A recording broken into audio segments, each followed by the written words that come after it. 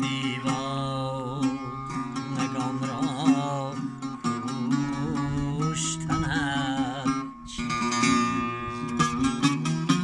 تو خود دیوان نکردی عاقلان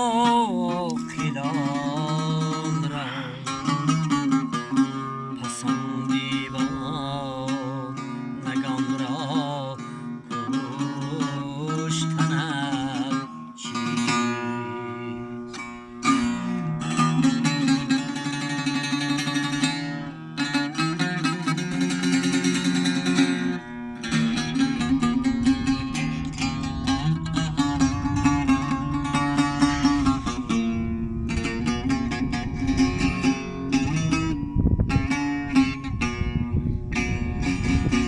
فلک پروای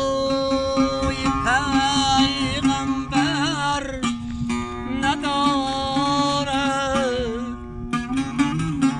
فلک پروای سیم و زر ندارد. عجب رسمی آدمی زاد که عمرش می‌رود باور ندارد. عجب رسمی آدمی زاد که عمرش می‌رود باور ندارد.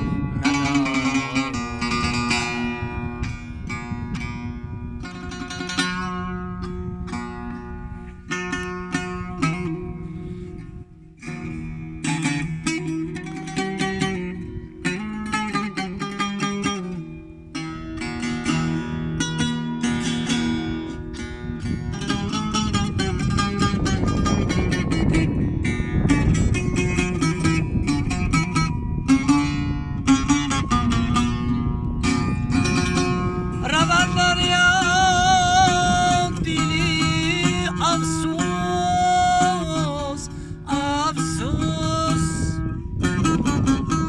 بی خشکت ساحلی افسوس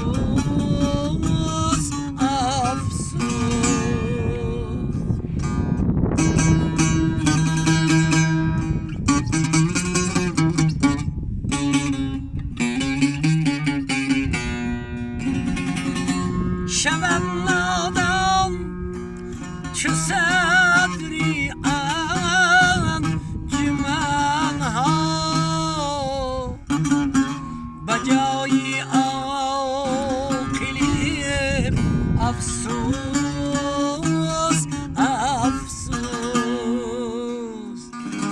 شود